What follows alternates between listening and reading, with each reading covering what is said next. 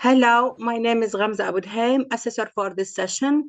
Today I'm working with Mr. Daniel Lam. This is a recording for Unit 2 CAVA practical submission, covering the separation module. The activity is delivering a 20-minute lesson plan by the learner. This will follow assessment plan A and B. Today's date is 27 of September 2025. Mr. Daniel will now begin presenting the lesson plan, which is done based on my directions. Thank you. Thank you, Gamza. Okay, I'll share my screen now.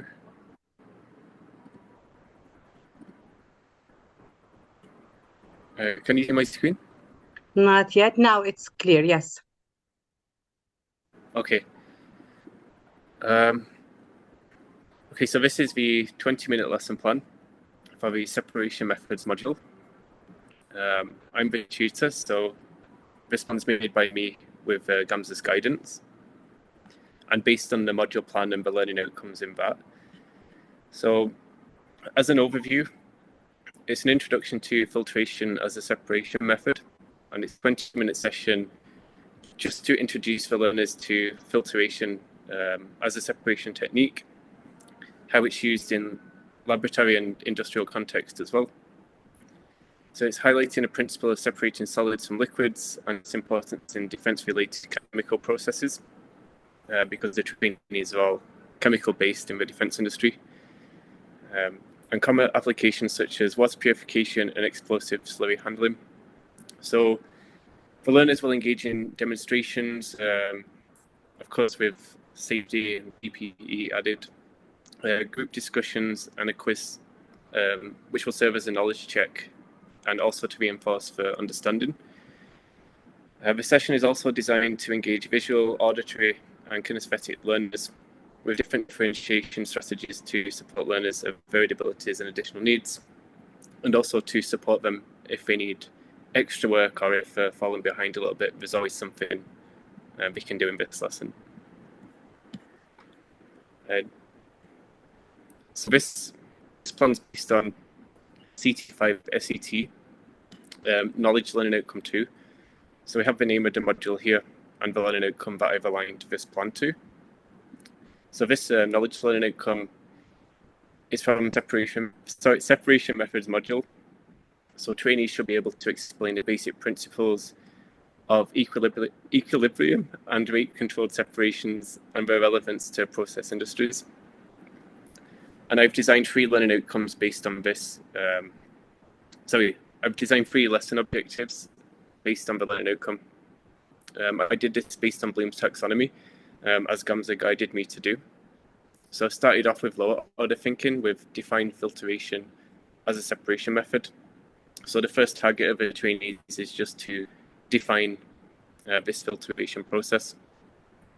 After that, they can build on it by explaining 2 methods or 2 industrial or defense related applications of this filtration. And then finally, once they've been able to define it and explain it, we want them to demonstrate their awareness of how filtering media choice affects separation efficiency. And we aim to do this within this 20-minute session. There are different resources needed. So, of course, I'll be using the separation methods module plan, so that I can point out the learning outcomes that the students are aiming to get. And also the ebook for the course, which the students follow in every session. I'll be using some filtration demonstration setups, such as beakers, sand and water mixtures, paper and funnels. And also, if we don't have the facilities in place at the time, we can demonstrate a video of this as well. My classroom will have a whiteboard, markers and a digital board. I'll be using them all together. So the smartboard for more engaging visual content and the whiteboard where I can write down quick notes and diagrams to help the students.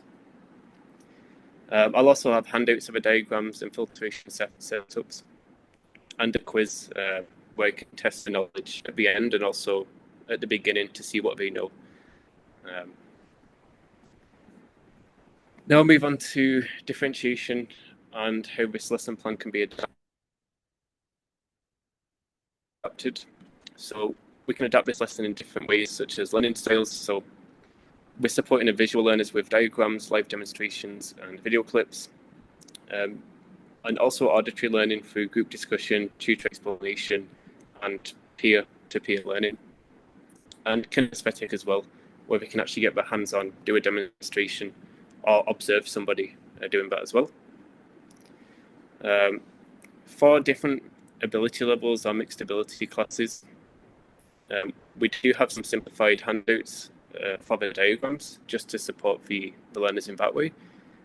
And we can also get other learners to expand on their knowledge or ask advanced learners to compare filtration to other separation methods. And this is a good task to do at the end of a session. If students have finished early, for example, we can give them some more advanced questions about how we can compare these filtration and separation methods. For accessibility, I give the slides out in advance so students can read them to give them extra time or take it at a self-paced pacing. I do give extra time for students to finish the quiz if they need it. And I pair the weaker learners with the strong ones. So each group will have a mix of abilities. People will be group leaders and other students will be supporting using the skills to their best abilities. And for the assessment methods here, we have observation of learner responses in discussion worksheet, verbal questioning, so we have some CCQs and some ICQs about the instructions of a task as well. And then we have a learner tracker, which is a short knowledge check at the end of the session, just to see what they've retained by the end of that session. And I'll take you through the plan now step by step. So I always start off a session with a hook. This is an effective technique that GAMS has informed me to use, and it's quite effective. And it can only take about 1 minute even, and it's a good way to get the lesson started. So I could show them a video, or I can put a prompt on the screen, or something as simple as saying, how could we separate this mixture? And it gets the students talking, it gives me time to do the register, and just to check that all the classroom is present as well. So that's a good thing, because all the trainees are busy talking about the question, we're getting to know about the lesson, and also I have some time to do the admin tasks. So learners are talking amongst each other, they're being social, they're suggesting the methods, and I'll also be listening in the background just so I know what their prior knowledge is at this point. Then I'll go into presentation, hopefully to answer some of the questions they were discussing at the beginning. So I'll explain the principle of filtration, and then I'll show a simple setup like funnel and paper method. And I'll link it to the defence examples, especially in the chemical defence industry, because that's something that the students are going into, and it will keep them engaged in the lesson. Learners will observe and take notes, and I will ask them questions, a lot of content checking questions, just to make sure that they're on the same page. Then I'll move into some guided practice, which will last about 6 minutes. So we'll be demonstrating sand water filtration, and I'll prompt learners to discuss the factors affecting efficiency, such as pore size and clogging. And learners will also discuss in pairs, predict outcomes, and share their ideas during the demonstration. And I will check different questions to see, are they understanding the different variables, are they predicting them correctly as well. And once I feel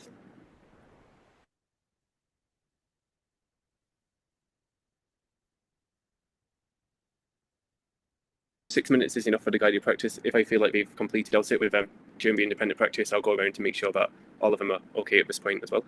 Well, I'll give them a short quiz and ask them some multiple choice questions or short answer questions via the learning platform or on the handout.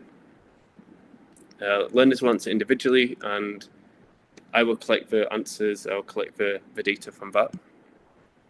And then finally, at the end of the session, we'll have a reflective question.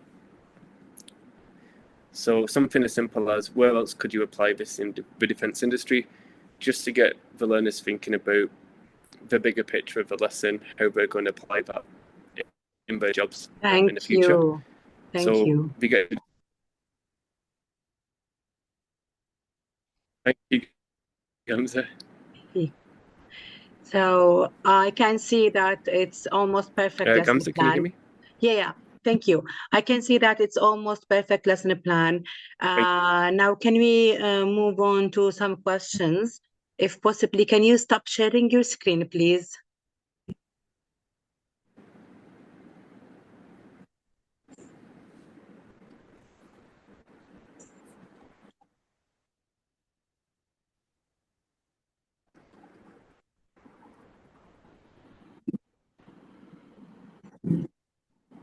Sorry, Gamza, it kind of broke up. Shall I stop sharing my screen? Yes, please.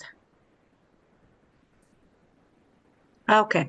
Now, Daniel, I want to ask you. Okay, sorry, my No worries. Which documents, equipment, or guides helped you to design this lesson plan? First of all, the module plan for the course, just so I know exactly what learning outcomes I should be guiding the students towards, and also testing in the formative checks. The ebook as well, to make sure the lesson matches the pacing of the content in the ebook, and also to give them supplementary material.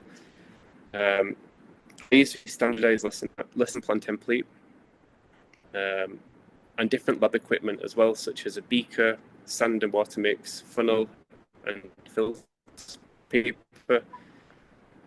Delivery of the lesson, I'm using my work laptop and a smartboard, and also internet access if I want to show them the video content. Great, great. How does your lesson plan ensure alignment with the module outcomes? So the objectives address the key knowledge outcomes by ensuring learners can define filtration, explaining its applications, and understand efficiency factors. So these outcomes align with the diploma requirement to pass separation methods module, and it also pushes them to the next outcomes, which is applying them within the chemical defense industry. Thank you. Where do you keep or store your lesson plan for easy access? I keep a digital copy on my laptop and back it up to the shared Google Drive, just to make sure I have a space where I can access anywhere. And I also keep hard copies in my teaching file for immediate access during lessons and assessments. Great. How would you adapt this lesson plan for learners with different abilities or learning needs?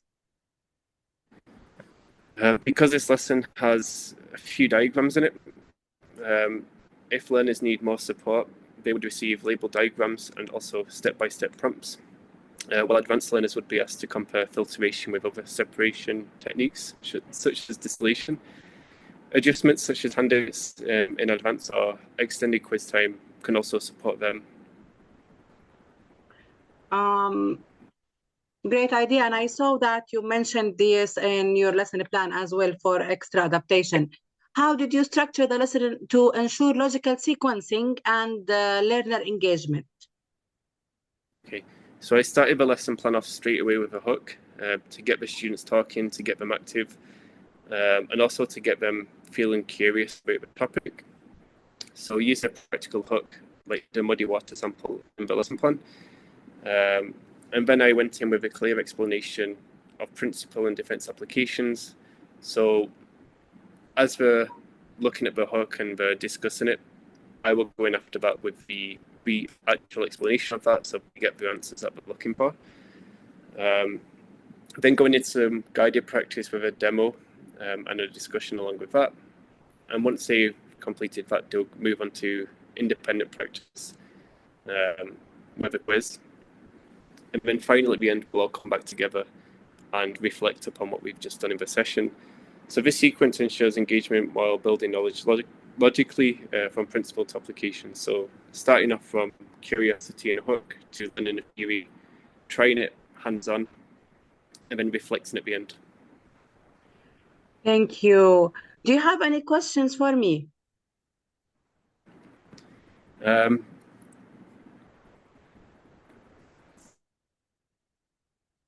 Let's think, actually. I'm not saying my plan's perfect. It's but almost perfect. You followed all the instructions. Thank you. thank you. Thank you.